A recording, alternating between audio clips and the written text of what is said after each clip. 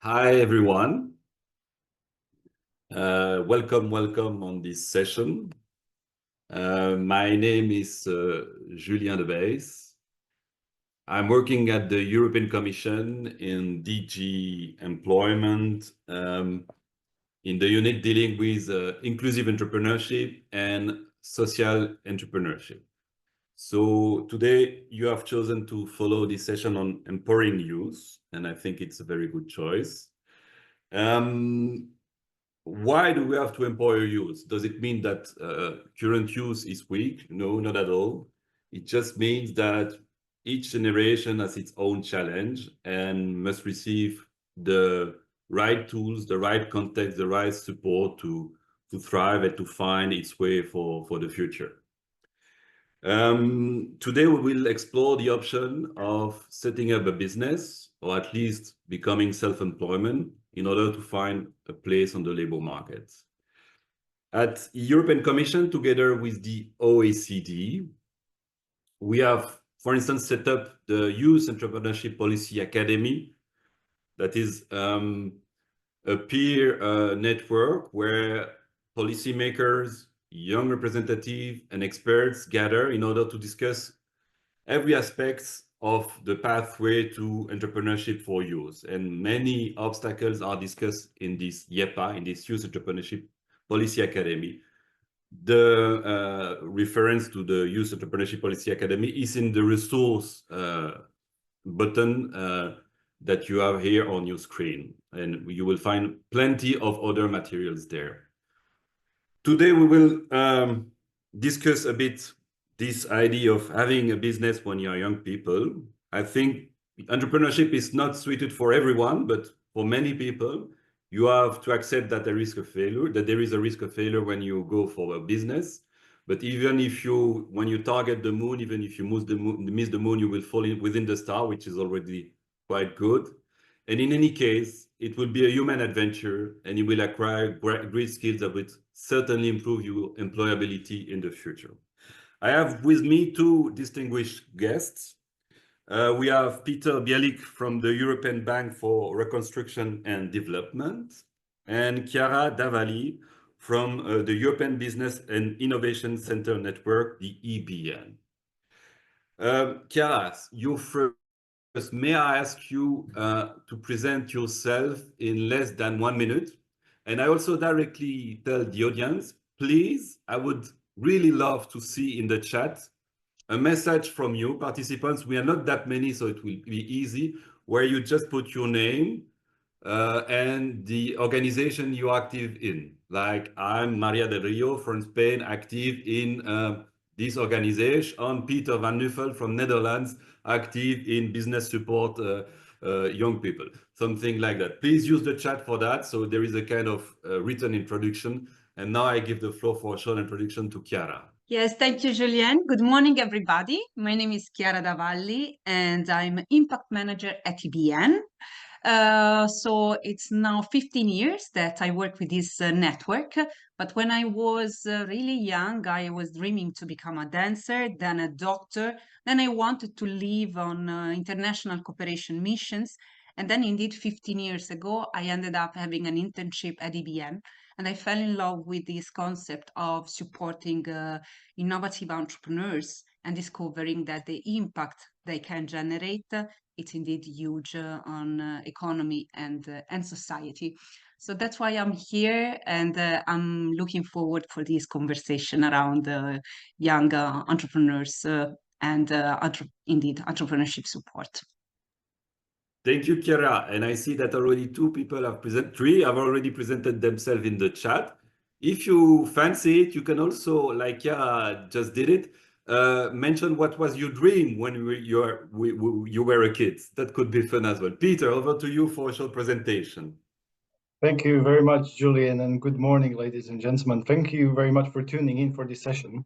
My name is Peter Bielik, and I'm the Associate Director at the European Bank for Reconstruction and Development. I've spent 8 years at this institution, and while I'm doing various things, particularly focused on working with financial institutions in the Western Balkans, what gives me most joy is particularly this program where we support young entrepreneurs. And elaborating what Chiara said, when I was younger, I started a business myself. It didn't last long. It was actually focused on supporting travel of people between countries and making it very cost efficient. Unfortunately, that failed, but hopefully from that learning, I was able to help structure this program. So I'm very happy to be presenting this to you shortly, and thanks again for joining.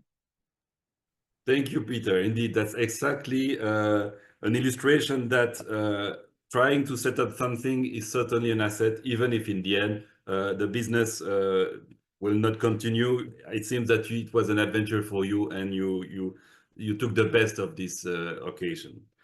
Okay, so we will start soon with a presentation from our both speakers, like they will explain more in detail what they will do. So the goal of these sessions today is to see how can microfinance institutions or incubators really take a leading role in supporting young people. Like, how can we really, let's say, be role models for young entrepreneurs or aspiring young entrepreneurs in the EU? I would like to encourage you to use the chat for raising questions. We will have a review of this question at midterm of this session, and also during the question and answer session at the end of our hour. So don't hesitate to use this chat. Also, I repeat that under the resource button, you have plenty of links or documents that can help you to understand better access to youth entrepreneurship. I will start with you, Peter, in order for you to introduce a bit more in detail what you do at the EBRD. Over to you. Thank you very much, Julian. Let me put up the presentation. I believe and hope the technology won't fail us down today. First and foremost, thank you very much again for tuning in, and it's my utmost pleasure to present you the EBRD's Youth in Business Program, our holistic and specific solution at supporting young entrepreneurs in the country's operation. Now, before going into details of the program, allow me to spend a few minutes introducing first the EBRD and one of the key reasons why we actually interested as an institution in this space. The European Bank for Reconstruction and Development was founded in the early 90s with the sole purpose of helping countries in their transition into the market-based economies. We initially started with a few handful countries in Europe, but over the years, our mandate has fully extended to vast amount of geography in Europe, Central Asia, southern eastern part of Mediterranean, and the institution will soon be expanding to sub-Saharan region. And while supporting the transition of countries in their market-driven journeys, we focus mostly on 6 key qualities. And one of the key distinctive qualities of functioning market-based economy is inclusion. And inclusion is exactly the area where our support for youth and young entrepreneurs lies. Now, the reason why, as EBRD, we are interested in this sector specifically is that they are very important and of paramount importance, particularly for the development of our countries. However, when we look at the high-level statistics, we know that the economic integration of youth unfortunately falls short in many of the countries. I think the high-level statistics can be clustered into 2 to 3 distinctive areas. One is the brain drain and immigration, and that can be sorted out by looking just at the net migration figures. If you look at one of the regions where we operate, in Western Balkans particularly, more than 300,000 people in the age group of between 20 to 34 years have left the country, mostly to more developed European countries in the years between 2012 and 19.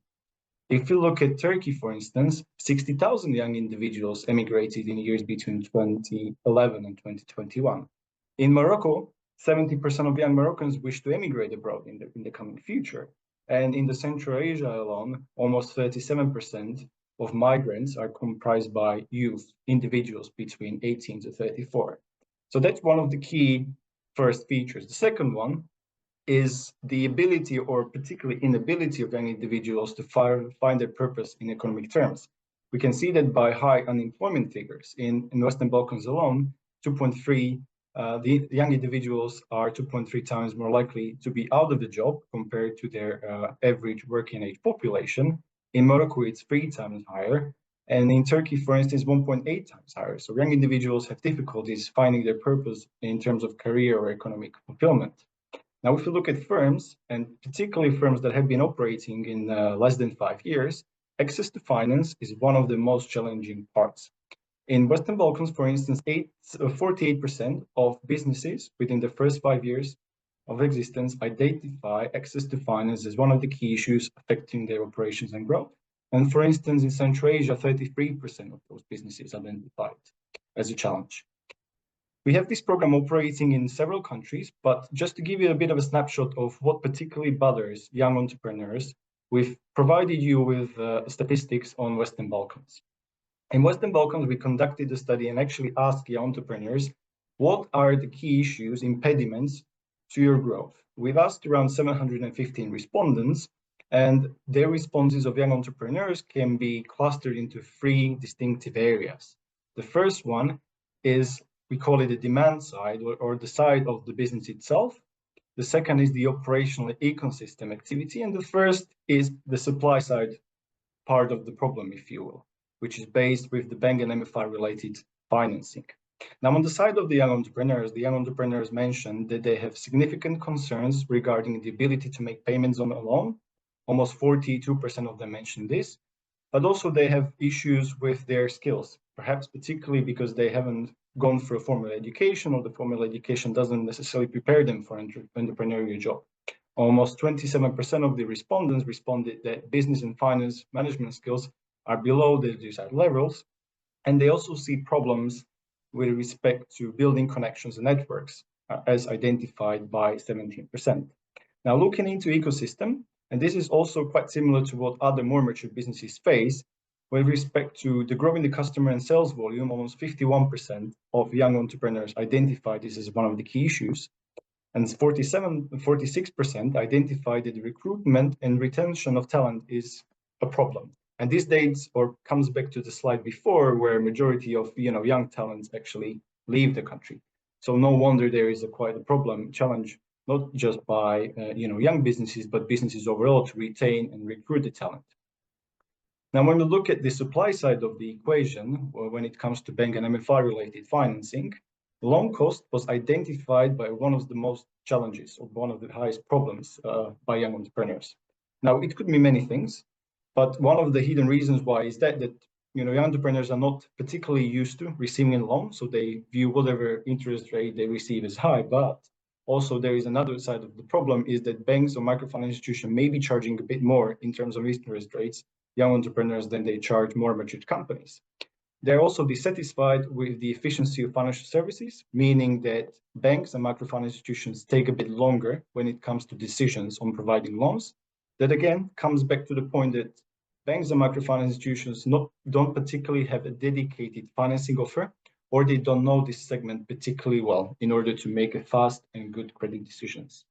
Last but not least are the challenges that young entrepreneurs face in order to meet the loan eligibility criteria. Almost 36% of them mentioned this as a problem. And this is something that we all around this table most likely understand, because young entrepreneurs on average have no or limited collateral, which is usually required by financial institutions. They also, in majority of the cases, lack skills that the banks would like to see. And thirdly, they also, in majority of the cases, don't have the level of financial history that banks or microfinance institutions would like to see. Luckily, not everything is as grim as it seems, and we also see some very good structural trends in order for us, for the market players, particularly MFIs and banks, why it makes sense for them to look into this segment. First and foremost, unlike in more developed countries, we are extremely fortunate in the countries like in Central Asia, Western Balkans, Turkey, Morocco, Egypt, to have a young population, right? This is not really a trend that we see in more developed countries. In terms of demography, young population, or individuals between or up to 34 years of age, comprise 37% of population in Balkans, but also up to 53% in Tajikistan. Not only the population is young, but they display higher educational achievement. For instance, in Morocco alone, the population, or the tertiary education of population, soared from 10% in 2000 to 41% nowadays. We also see increased professionalization levels. In Turkey, for instance, the share of people not in education, employment, or training declined significantly from 39% to 25% nowadays. But we also see a significant amount of new businesses and succession businesses, being deployed to the market. And this is one of the points that Julian mentioned, that entrepreneurs, sometimes when they cannot really make their careers, they try to resort to young entrepreneurship itself to realize their potential. In Western Balkans, for instance, alone, businesses owned or managed by individuals up to 34 years comprise now a significant amount of companies, around 20 to 40%, depending on the country, and contribute between 10 to 28% of GDP. Now, knowing all these challenges and opportunities, the EBRD has put forward its response. It's called the Youth in Business Program, and the program is as holistic as it can be because it tries to address both the demand and supply side challenges that financial institutions and young entrepreneurs face. It comes with 4 key distinctive elements. And first and foremost, EBRD is a multilateral development bank, and I underscore the third word there, a bank. We provide financing. The financing is provided from EBRD to microfinance institutions and banks in order to increase the liquidity, but also improve or increase the amount of financing that banks and microfinance institutions can then provide and on-lend to young entrepreneurs. Now, we know that banking young individuals comes with its nuances, and that's why we've provided technical assistance support for the level of the bank and also for the level of young entrepreneurs to improve them to the level we'd like to see it. For the level of the banks, the technical assistance support comes and is dedicated through a team of international local consultants, and it helps banks to create their banking products that are tailored for the need of young entrepreneurs. It improves the services and processes. It provides trainings to the staff at the banks and microfinance institutions. It provides with them all the support that they need in order to fully utilize their potential when it comes to banking of young individuals. Third key component of the program is the credit enhancement mechanism. Now, you may remember from the previous slide, one of the reasons that banks and microfinance institutions don't fully realize the potential of the market is because that young entrepreneurs, for instance, don't have the skills or collateral. In order to bridge that gap, EBRD is providing a first loss Discover or result-based compensation to provide incentive, but also a cushion in terms of future losses. So, for instance, when there is a loss on a loan, when a young entrepreneur doesn't pay back money, EBRD shares risk in that non-performing loan up to 70%. And the last but not least is the non-financial services to young entrepreneurs, elaborating on the findings from our research, where young individuals basically listed that they need more training to improve their skills, they need more opportunities to build networks. This is exactly where the non-financial services come. These are dedicated or they are channeled directly either through our partner financial institutions or directly by the EBRD. Now, who is this program aimed for? It is for any micro, small, and medium-sized enterprise that meets the European Commission definition. If you're not familiar with it, it's basically any company that has up to 250 employees or its revenues are not higher than 50 million. And by youth, we mean individuals up to the age of 34. Now, there is also no limitation when it comes to the maturity of the company. So this program is open to startups. This program is also open to companies that are in their growth phase, but also companies that have been significantly mature. They're on the market for 20 years, but are undergoing succession, meaning they were founded in the 90s, and then the manager or the owner is now reaching retirement age, is dealing with the problem what to do next with the company, whether to sell it to someone younger or whether to pass the ownership or the management of that company to its children. Now, the program can be financing OPEX and CAPEX needs, covering a variety of needs of young entrepreneurs. Now, let me close the presentation by showing you a glimpse of our implementation. The EBRD is now operating this program in 5 key jurisdictions. It's in the Western Balkans, in all 6 countries of the Western Balkans, in Morocco, Egypt, and 5 countries of Central Asia, including Kazakhstan, Uzbekistan, Tajikistan, Turkmenistan, and Mongolia. So we are in the 13 countries, and in all these 13 countries, EBRD has pledged and committed to be providing 800 million financing to young entrepreneurs in the next 5 years. How we are doing so far is that in these 13 countries, we've partnered up with 23 financial institutions, out of which 8 are microfinance institutions, and we've on-lent them 175 million of financing. Now, this financing is being slowly but surely channeled down and provided via loans to young entrepreneurs. And so far, almost 6,500 loans have been provided to young entrepreneurs. I'm pleased to say that among the 6,500, significant minority are loans that are provided to first-time borrowers. So that is basically giving the first loan to companies who are buying like small piece of equipment to start their operations, and bridging the gap of basically being out of job, out of money, out of employment, and doing something progressive and utilizing their potential. Now, reflecting on the gaps on the skills and networking, almost 1,600 young entrepreneurs have now reached advisory support and training. And very important figure at the end, when it comes to non-performing loans, meaning loans that have defaulted on the back of non-payment ability of young entrepreneurs, is less than 1.1%. So the initial worry of financial institutions not receiving their money back is not yet justified. Also, it comes with the caveat that it's probably still too early to judge, but the program has been operating by 2 years and we see very low non-performing figures. Now you see that Turkey is with the black dot there, and in Turkey we are aiming to start operations very soon in the coming months. The EBRD is falling short of its 800 million commitment, and we are open to partnering up with more institutions, more MFIs on the market in all the countries where we operate. And you will find in I think the folders enclosing the sessions contacts on which you can reach in order to learn more about these programs. Thank you very much for your attention, and back to you, Julian. Many thanks, Peter. I think it was super interesting. Thanks you for this overview, like Morocco, Turkey, Western Balkans, Tajikistan, and also for the nice panorama of challenge and already positive signs that we can see.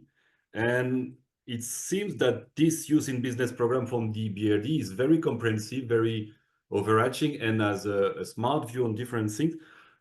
We will have a question and answers session just afterwards, but directly one question. If there is someone in the audience that wants to contact this program, what would be your advice? They are interested to participate. They have to Google the name, or what is the first step to do in your view?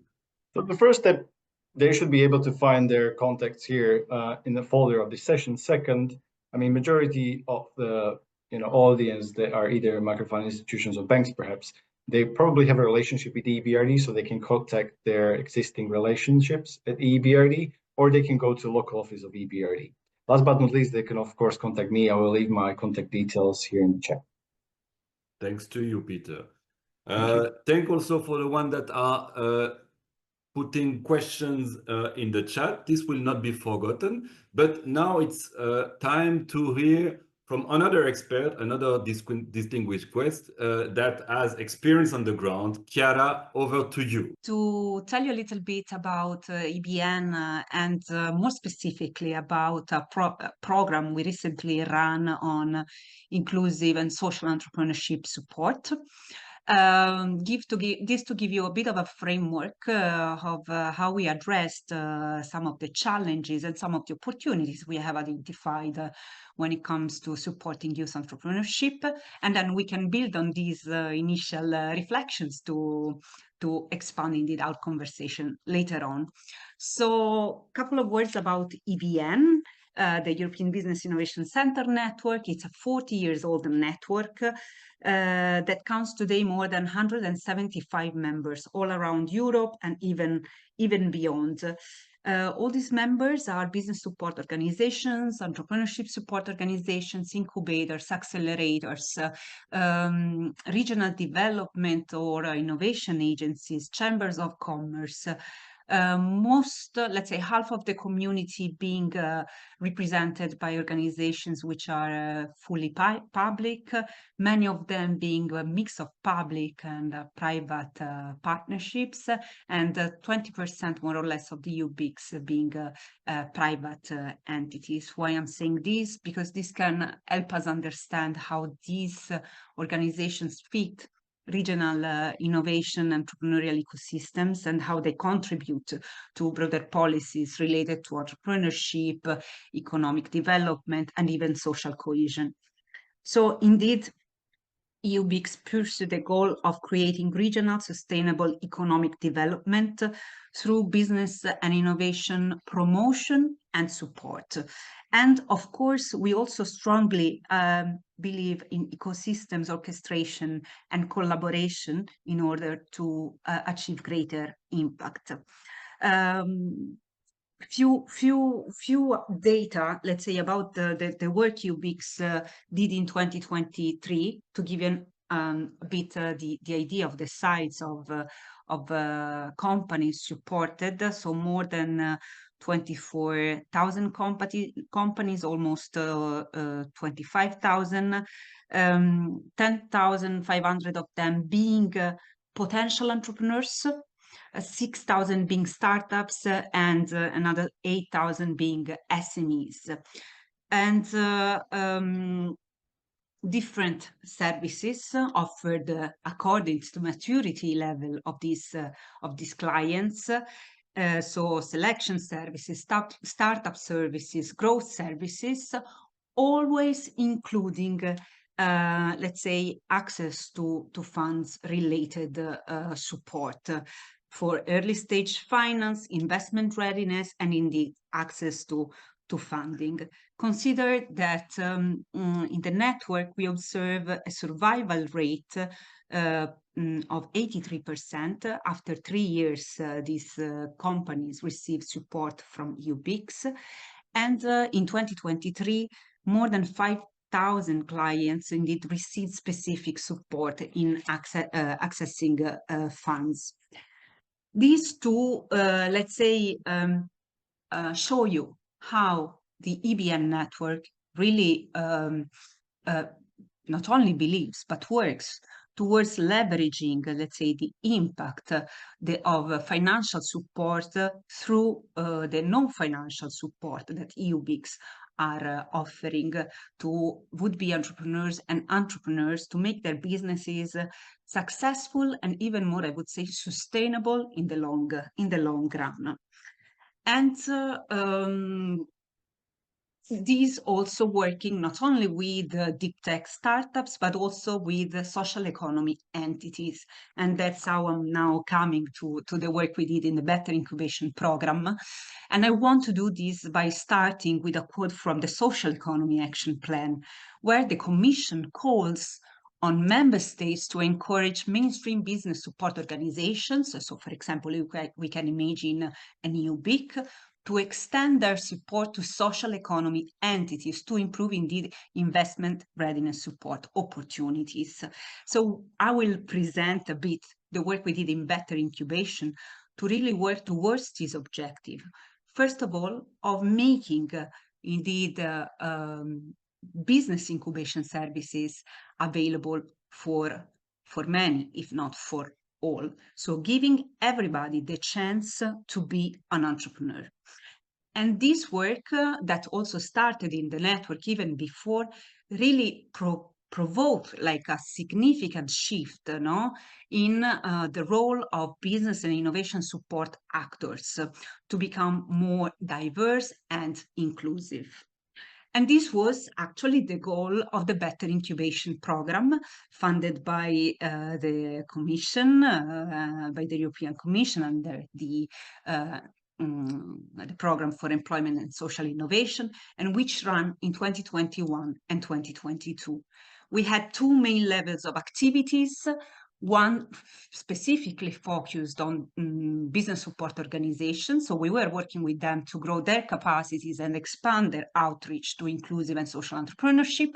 And then the second level of activity was the one carried out indeed with social entrepreneurs and potential entrepreneurs from underrepresented groups in order to help them and better access available financial tools and increase the chances of survival and growth of their businesses.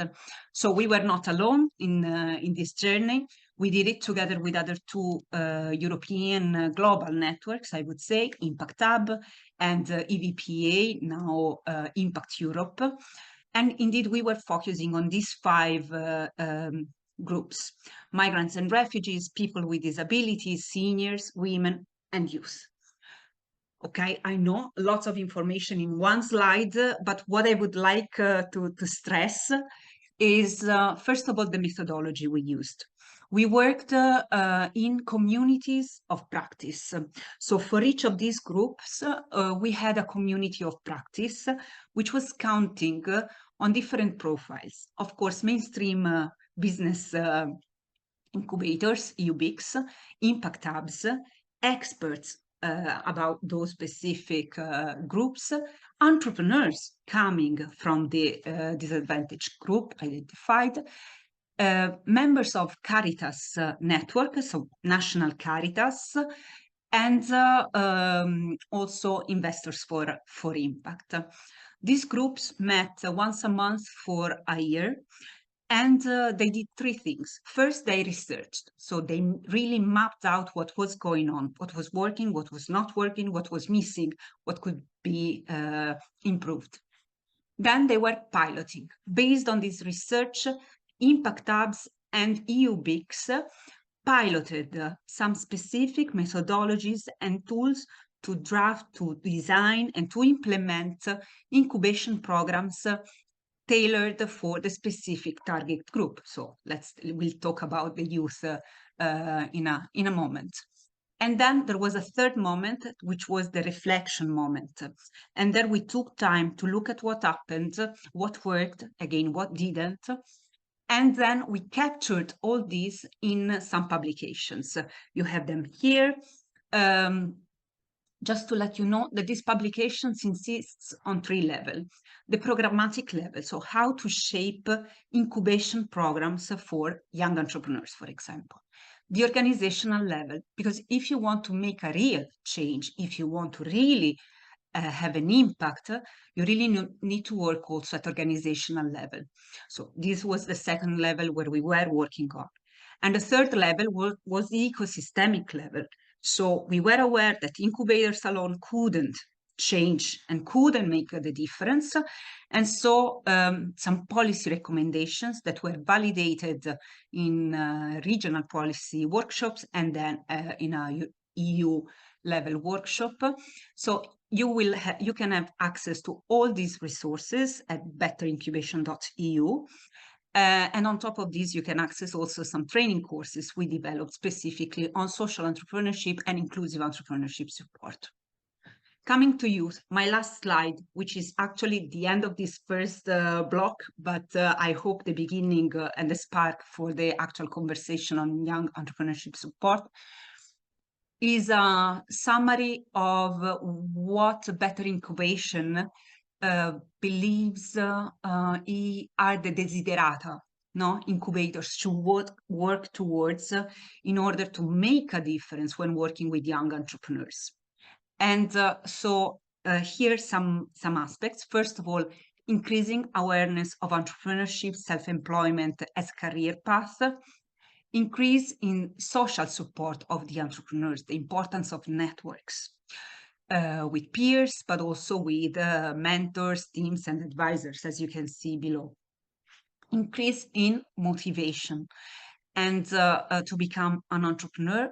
This also translating in increasing confidence of young people. Then increase in skills, not only entrepreneurial, but also a lot pre-entrepreneurial skills when it comes to working with young entrepreneurs, and indeed improved access to finance and financial services from the financial literacy level to indeed access to capital, understanding the different forms of finance, but also getting ready to access these tools and vehicles, understanding how to deal with them. So learning both about entrepreneurial skills, but also soft skills like pitching and networking, indeed. So this is indeed the some, let's say, the desiderata, the outcomes we work towards when indeed incubating or supporting or shaping programs for young entrepreneurs. And as I was telling you, is the result of the work we did with this community of practice. And I see that Marco Traversi from Project Ahead is in this session. So Marco, if you want later in the conversation, please add to what I will be sharing from this, so we can also hear your direct experience. So I stop here, but indeed happy to tell you what's behind these expected outcomes. Many thanks, Chiara. So thanks for these presentations from you, Peter and Chiara. So there is now a quite considerable time for questions that you may raise in the chat. I have also some questions. And on your presentation, Chiara, I must say that at the Commission side, we really appreciated the results of your project, and they are all available online on the Better Incubation website. So it's quality products that you can all consult. And we can pay tribute also to the fact that the participants to this program had the courage to interrogate themselves on their practice, on their habits, and on their common sense to really try to make this shift, to really try to take care of other target groups than the usual ones. And this leads me to probably the first questions that I will liaise with another one, but the first one is the one coming from Anita, raising the following point. So it seems that sometimes we could see a lack of flexibilities within financial institutions to think differently, to change their mindsets in working with young entrepreneurs. So indeed, I guess it's quite difficult to change the habits that we have and to try to offer something different for other target groups like youth. And I would like to hear you a bit about that, Peter and Chiara, and that directly add a second question, which is a bit more classical, because it's a very important one for our audience. And this classic question is the following: how can we fruitfully join finance and non-financial service? How can we facilitate access to finance, but also business development support? Because I think it's relatively easy to get specialized in one area, but difficult to join both areas at the same time. So if I could hear you both on these two aspects, it would be super helpful. Peter, probably you can go first, and then Chiara. Thank you, Julian. Indeed, let me first take the question from Anita, because it's very spot on in my view, because this goes down to the very biases, in my view, of what financial institutions have. And fighting the biases is pretty much the most difficult job you can have as an institution, right? So indeed, it has been demonstrated on multiple occasions and multiple corporations that financial institutions tend to be locked into their biases. They don't really change the way how they could think about opening up to new opportunities, and young entrepreneurs is indeed one of the key areas, because whenever we have the discussion, this luckily doesn't pertain to all of them, but sometimes when we bring the topic of financing young entrepreneurs, is like, sorry, we don't want to, too high MPLs, too risky, a lot of work. But at the end of the day, what we showed on the slide there is that MPLs could be there if you don't know really how to do it, and it could potentially become a break-even or cost-benefit analysis as well. I mean, it could potentially work financially for the institution if you do it in a targeted and meaningful manner. So that's why we provide financial institutions with a very dedicated support. It's support that combines finances, that combines support at the level of the financial institutions, but also at the level for the young borrowers. So we always enter into a relationship when we offer this product with institutions, let's say, be it for 3, 4, 5 years. And we say, look, use the support system to its best. Try and test. If you have consultants, please use them as much as you can. If you have first loss risk cover, try and provide loans to entrepreneurs that you previously didn't provide. And we are not saying that you should go and finance every startup, but what we are saying, you should still apply some banking principles. But for instance, in cases where you didn't provide financing due to lack of collateral, please try that one, because you may still find that you get money back from the entrepreneur, because despite stripping out of the point of the collateral, if you really see a value in the business, you should go for it. And this is one of the programs that provide that support.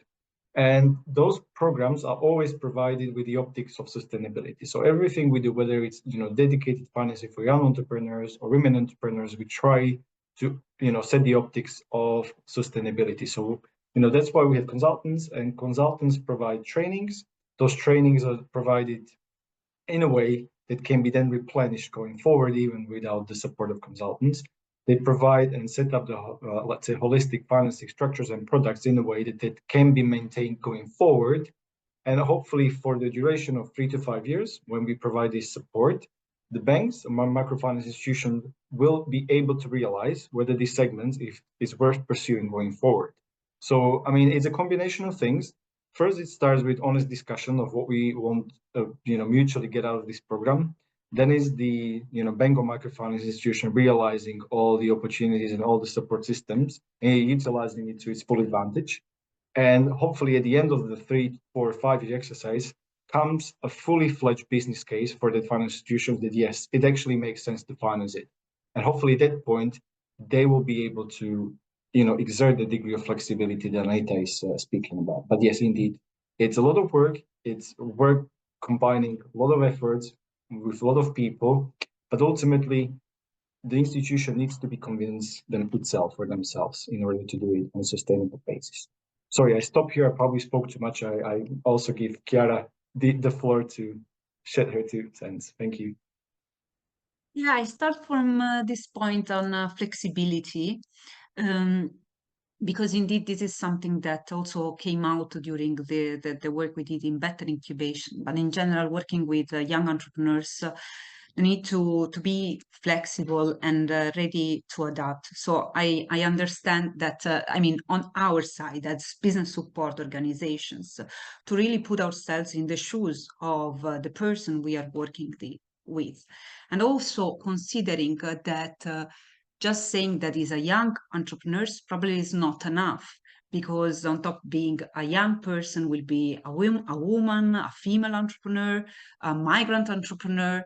So this intersectionality also making a difference, and these really call us to really pay attention to the specific needs of the target group we are working with or we aim to work with in a given incubation program. And I wanted also to tell you what happened in the framework of Better Incubation, though I was telling you that in the COPs we were also involving investors in some of the conversations. And indeed, it was the most challenging invite was the one done to investors to join the COP dedicated to youth, to young entrepreneurs. So I really kind of remember with your comments, with what Peter was sharing, really some of the challenges we also faced. So, one of the main outcomes of the work we did is that it's not really the what that it's changing, but it's the how. So it's a cultural change that we really need to provoke in the entrepreneurial ecosystems in general. And of course, so I would say that it's a lot of work to be done also with the young entrepreneurs and would-be entrepreneurs, to be realistic of what we can expect with them, of what are the specific traits of this target group, and also how to keep them motivated and how to keep them inside these type of programs in the long term. And definitely this is about training them with different skills, giving them access to networks. And I would add another point which was critical in our work with young entrepreneurs or would-be entrepreneurs, to really offer them role models and individual support.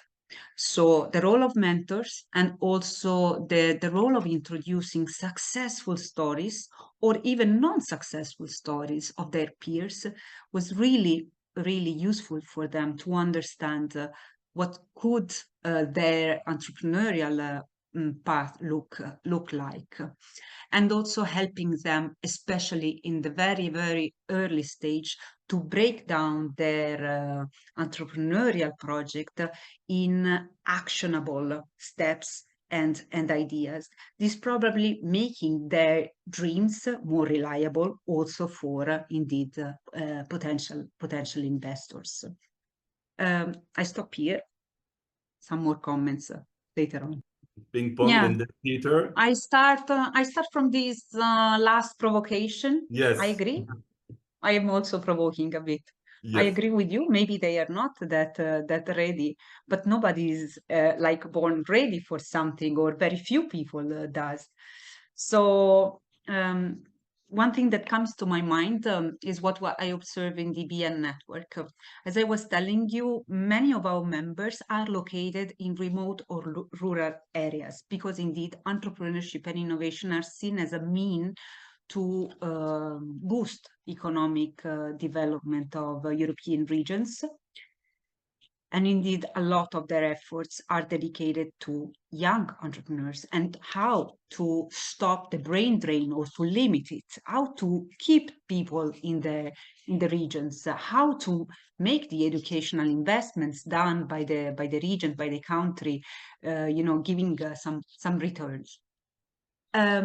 And what we observe is that many of them are actually investing a lot of their activities in promoting entrepreneurship education in schools, primary schools, even. So really working on a mindset of young people, so working on creativity, problem solving, pushing them to work in collaboration to solve challenges, inviting them to use, for example, technology for some kind of entrepreneurial projects from very early stages. And this, I think, it's indeed that some can make a change, and also can prepare young talents to become more, let's say, to be more ready or to have a more entrepreneurial mindset. Either they will use it to become actual entrepreneurs, or indeed to use these resources, these skills for other career paths they will choose to go for. And another point, we really insist on the role of the orchestra. This is what we called, how we called it in Better Incubation policy recommendations. Indeed, this is not a work that can be done by an incubator, by a school, by a financial institution by itself. It really takes a village to grow an impact-driven startup. And we need to make all these actors speak and work together in order to really have an impact and to make all these different products, programs, not only impactful, but even sustainable. I mean, in the long run. So not to go for just one-shot initiatives, but really think on how all these actors can play together in order to make a long-lasting change in the ecosystem. Thank you. Maybe let me then address the first question in a sense whether, I think if I reformulate it a little bit, is whether the microfinance institutions or banks can do it on themselves, directly without any support of the ecosystem like ourselves or the European Union. I think not necessarily, unless they are willing to burn a lot of internal capacities, efforts, and potentially money as well. I mean, nothing is impossible, right? If we see, just by looking at entrepreneurial success stories, nothing is impossible. And that also goes back to what MFIs and banks can achieve. But we are exactly there in providing these programs in order to nudge them into the right direction and provide them all the missing pieces and gaps, and filling all the gaps that we believe are there and important to provide such holistic financing. When we did our program in Western Balkans, we actually did status quo analysis, and we actually realized that some of the banks and microfinance institutions already financed. So they already had plenty of loans that were provided to entrepreneurs up to the age of 34, They were meeting the eligibility criteria, but there was creme de la creme mostly, because they had the, the necessary collateral, they had the necessary history.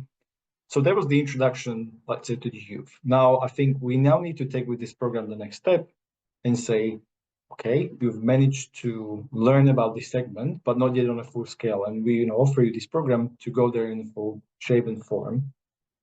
And in order to get there, these are, let's say, the comprehensive mechanism systems that we offer you. Now, one of the aims of the program is to bring the youth banking from the CSR activity to the C-suite level discussion. We not only want to see banks financing it and also talking about financing entrepreneurs just for the sake of visibility, but actually we believe as institution that financing entrepreneurs makes sense. You can see that you can approach it in many ways. If you look at banks in Italy, and maybe Cara can also help me out because she's Italian, I'm not. But the entire economy or majority of the economy of Italy is based on succession businesses, a long history. Now, the banks have learned how to work with them. The banks have put forward dedicated financing offers that give a holistic solution for the retirement of the owner, the tax situation, now the transfer of the ownership, and the ownership is usually transferred to young individuals, which indeed are not ready yet. But the banks see an opportunity, and if you are first there, if you manage to fill the niche and gap with a holistic offering, you most likely will obtain a very loyal client, because if you're the first bank offering finance to someone who's been said no to for 10 times, it's very likely on average that this individual will stay with you for longer. And actually, believe it or not, but also justified by the NPLs, they're so grateful for receiving the financing that they would like to pay you back no matter what, right? So that's some of the reasons why we believe this program has success. There is a strong business case, but we don't believe that institutions would do it there on their own, but hence we provide them with the support. I stay there and leave the floor for some of the final questions. Thank you so much. Thank you, Peter. And indeed, it's also reassuring that public institution can facilitate things. At least we are there to provide this kind of support. Also, thank you for your point about the transmission of businesses. This is a really important point in order not to lose value, where opportunities could be open for new people, young people, not totally ready, as I understood, but okay, the opportunity is there and you have to seize it. You will acquire the experience later on. I keep with you, Peter, because there are two short technical questions for you in the chat. Is your program available in Moldova? And also, what are the criteria for this kind of support in Kosovo? I don't know if there's anything to say now or later on. Thank you, Liam. Thank you for the questions as well. To keep it short, in Moldova, we are not fully operating yet. Our plan is to roll the program in the future. But again, EBRD will not be able to do this alone. As EBRD is in the same shoes as financial institutions, we also need support. So we are supporting and relying on the donors like the European Union, Sweden, Italy, and Luxembourg. And we are still looking for a donor to help roll out this program in Moldova. So we're looking that direction, but we are not there yet. When it comes to Kosovo, we indeed have this program up and running. We have an institution that is working with us. It's a bank. We were looking ideally for another microfinance institution that we can, partner up with and, together provide this program to young entrepreneurs. When it comes to criteria, I mean, what I didn't mention, but I will do now, is that, those four components of the program don't really come with any extra cost for the partner financial institution. They are all covered by the donors. The only cost, particularly for institutions, microfinance or banks, is to pay for the interest rate and margin, right? So they don't particularly pay for the consultants, they don't pay for the advisory services provided to young entrepreneurs, and also they don't pay anything extra when it comes to the first loss risk cover mechanism. So first, you need to be meeting the sound banking standards of EBRD. If you already have a relationship with EBRD, that means that most likely you are meeting them.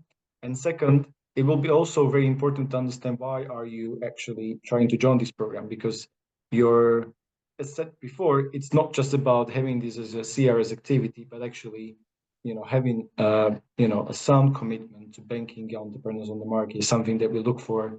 And that's why we're looking for partnering up with inclusion-driven financial institutions under this program. So I'll leave it there. Thank you so much. No, thank you, Peter. I think it was useful and very precise. Colleagues, we are closing to the end of the session, but before we leave this session, I inform you that you will have a short satisfaction survey at the end of it. So one question, so very short. And I now pass the floor to, but someone had raised his hand. It was, okay. Yeah. Meranjet Zanzoda, do you want to raise your point or not? I can allow you to talk. You can complement. Please go ahead. Hello, we still everyone. have time for one question. Please go, or one comment. It's very great honor to be in this very impactful, very informational session here. And I would like just to know, does EBRD supports business accelerators in Tajikistan? Because we are running a very unique project right now, a business accelerator for support of yours entrepreneurship, and with interest-free loan to give them more access to the finance and start their business. But the amount of the investment, it is lower. We need more investment and technical support for running our business accelerator. Peter, any insight on that? Yep. Thank you. I have to admit, this is a bit outside my expertise, but what I do know that we have EBRD Star Venture Program. So please try to Google EBRD Star Venture Program, where we specifically support through that program incubators and very early stage businesses. This is a program run by EBRD's advisory business, which is called Advice for Small Business, ASB. I've left my email in the chat function, so more than happy for you to reach out, and I'll be more than happy to put you in touch with our colleagues. Okay, thank you. Appreciate. Thank you. Okay, we still have 30 seconds for your question, Sergio. I already want to thank you, our speakers today, Peter and Chiara. Really thank you for all this information, for your experience, for your passion about that. We will have a last question, and then I think we will have to close the session. Sergio, very quickly from you, please give us your point. Yeah. Sergio Cosmolici. This was a little bit a mistake on my computer, but finally I wanted to say thank you so much. It was a very informative and interesting session. Thank you so much. Okay, thank you, Sergio, for this closing note. We have the poll on your screens, and see you in the next occasion. Bye-bye. Many thanks to all.